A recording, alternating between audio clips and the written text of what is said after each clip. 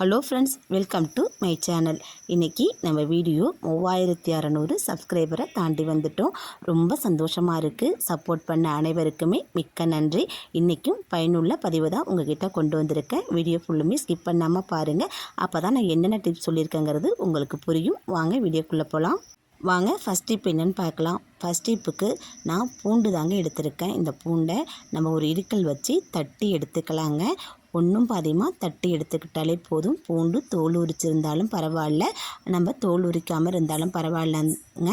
அந்த பூண்டை நம்ம தட்டி எடுத்துக்கலாம். எடுத்துக்கிட்டு இப்போ என்ன செய்ய போகிறோன்னு பார்த்தீங்கன்னாக்கா, ஒரு அழுத்தமான கரண்டி, அதாவது கனமான கரண்டியை மிதமான தீயில வச்சு நம்ம சூடுபடுத்திக்கலாம். சூடுபடுத்திட்டு இதில் பூண்டு, இது கூட கல்லுப்பு கொஞ்சம் போல் மஞ்சத்தூள் எல்லாத்தையும் சேர்த்து நம்ம நல்லா வாட்டி எடுத்துக்கலாம். மிதமான தீயிலேயே அந்த கல்லுப்பும் பூண்டும் நல்லா வறுபட்டு வரணுங்க.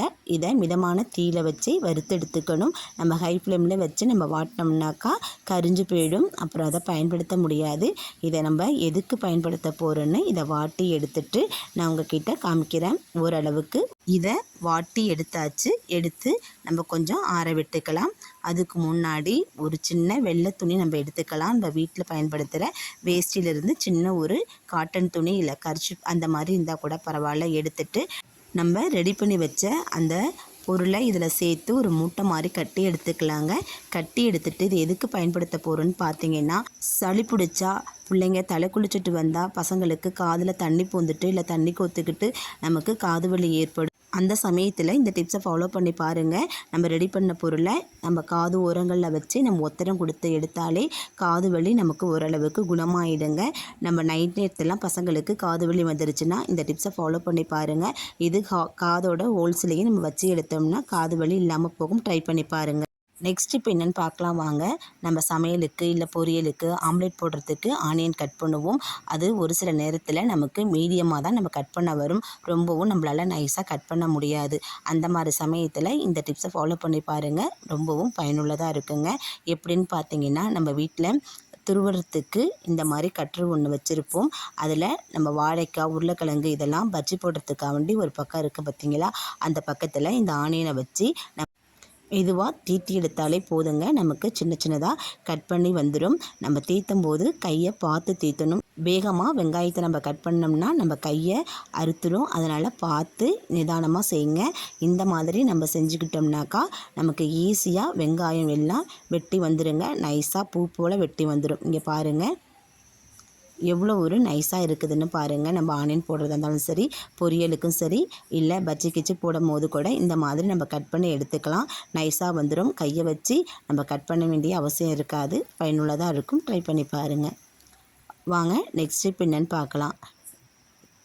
நம்ம வீட்டில் சப்பாத்தி போடுறதுக்கு சப்பாத்தி மாவு பிசைவோம். ஒரு சில சமயத்தில் நமக்கு அது சாஃப்டாக வராது. அந்த மாதிரி வரத்துக்கு என்ன பண்ணலான்னு பார்த்தீங்கன்னா, இன்றைக்கி நான் 1/2 கிலோ அளவுக்கு கோதுமை மாவு எடுத்திருக்கேன்.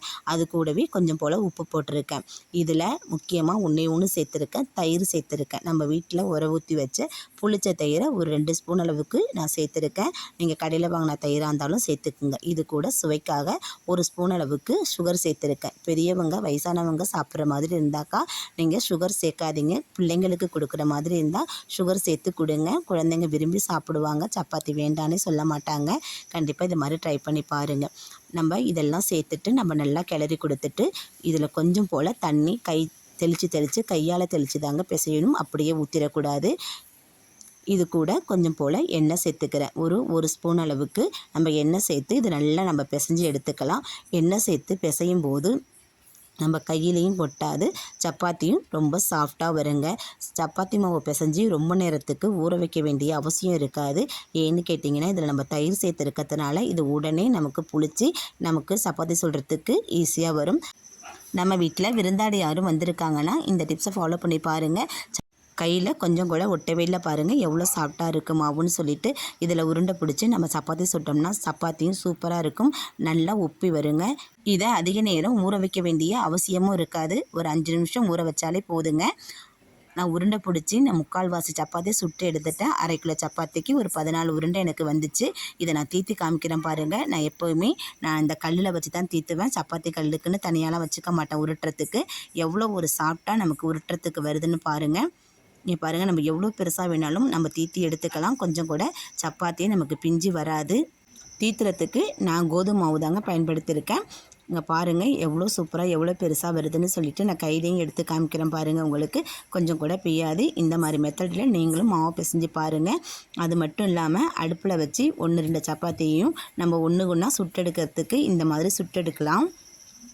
இங்கே பாருங்கள், நான் ஒரே இதில் 3 சப்பாத்தி 4 சப்பாத்தி அந்த மாதிரி தாங்க நான் போட்டு எடுத்துப்பேன். ஒன்று ஒன்றாலாம் தனித்தனியாலாம் போட்டு எடுக்க மாட்டேன். எப்படி சூப்பராக செவந்து வந்திருக்குன்னு பாருங்கள்.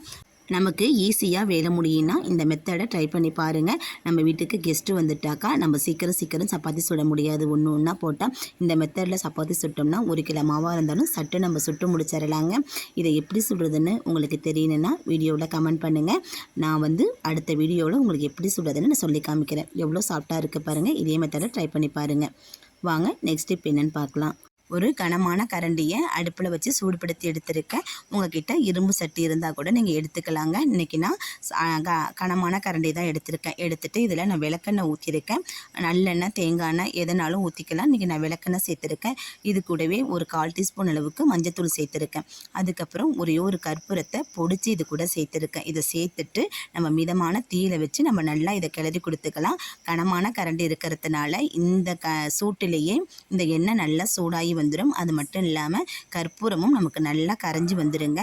இதை கரைச்சி எடுத்துட்டு இதை ஆற வச்சு மிதமான சூட்டில் இதை எதுக்கு பயன்படுத்த போகிறேன்னு பார்த்தீங்கன்னாக்கா, நம்ம எல்லாருக்குமே கை கால் வலி மூட்டு வலி இந்த மாதிரி பிரச்சனைகள் இருந்துக்கிட்டே இருக்கும். நம்ம அடிக்கடி ஹாஸ்பிட்டல் போக வேண்டிய சூழ்நிலை இருக்குங்க. அதை தவிர்த்துட்டு இந்த மாதிரி ரெடி பண்ணி நமக்கு எங்கெங்கெல்லாம் வலி இருக்கோ அந்த இடத்துல இதை நீங்கள் ரெகுலராக ஒத்தரம் கொடுத்துட்டு வாங்க. நல்லா தேய்ச்சி கொடுங்க. நாள்பட்ட வலி கூட நமக்கு கொஞ்சம் கொஞ்சமாக சரியாகி வந்துடுங்க. இதுக்காண்டி நம்ம ஹாஸ்பிட்டலுக்கெல்லாம் ரெகுலராக போக வேண்டிய அவசியம் இருக்காது. ஹாஸ்பிட்டலுக்கும் போங்க, அவங்க சொன்ன ட்ரீட்மெண்ட்டும் பாருங்கள்.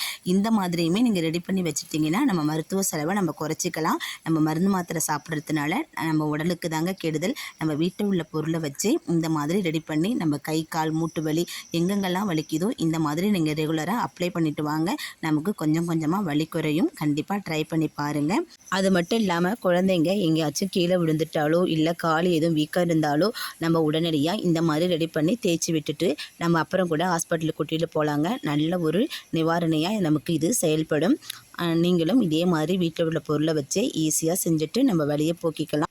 கண்டிப்பாக ட்ரை பண்ணி பாருங்கள். பயனுள்ளதாக இருக்குன்னு நினச்சிங்கன்னா உங்கள் உறவுகளுக்கும் நண்பர்களுக்கும் ஷேர் பண்ணி கொடுங்க. வீடியோ பிடிச்சா லைக் பண்ணுங்கள். ரொம்ப பிடிச்சா சப்ஸ்கிரைப் பண்ணி சப்போர்ட் பண்ணுங்கள். நீங்கள் கொடுக்குற லைக் ஷேர் கமெண்ட் இது எல்லாமே என்னுடைய வெற்றி பாதைக்கு வழிவகுக்கும். மற்றொரு பயனுள்ள பதிவில் சந்திப்போம். தேங்க்யூ.